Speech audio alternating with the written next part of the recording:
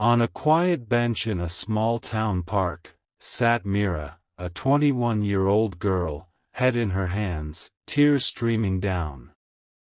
Her books were scattered, her phone kept buzzing, but she didn't care. Her father was an alcoholic, her mother was sick, her brother demanded money, and her college exams were a week away. Every door seemed to close around her. She whispered to herself, "Why am I even living? There's just no way out." Just then, a voice gently interrupted her silence. "Are you fed up with life?" Mira looked up and saw an old woman, around 60, draped in a simple cotton sari, her face wrinkled but glowing with warmth. Her name was Radha Didi, known in town as the woman who smiled even during storms.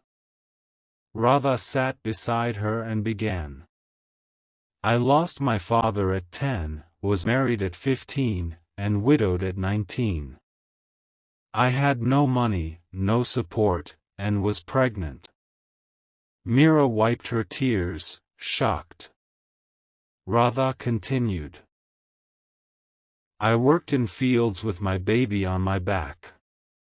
People mocked me, said I was a curse. But I believed, my life's meaning isn't decided by others' cruelty." She smiled, looked at Mira, and asked, "You know how I survived?" Mira shook her head. "By learning one thing, pain is not punishment. It's preparation." Radha pulled out a small notebook and handed it to Mira. "These are poems I wrote in darkness, dreams I never gave up on." Inside were poems about betrayal, hunger, hope, and dreams of opening a school for girls.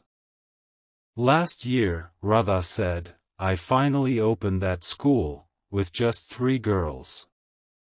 But those 3 will shine brighter than stars." Mira stared at her, speechless. Here was a woman who had every reason to break, but built bridges instead. Radha held Mira's hand and said, "Life is not fair. But you are not weak. You are just tired. Rest. Don't quit." That night, Mira didn't cry.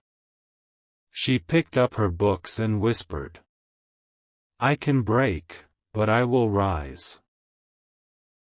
A week later, she topped her exam.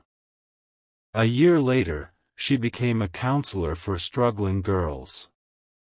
She still visits Radha Didi every week, now as her volunteer teacher at the girls' school, a place where pain turns into purpose.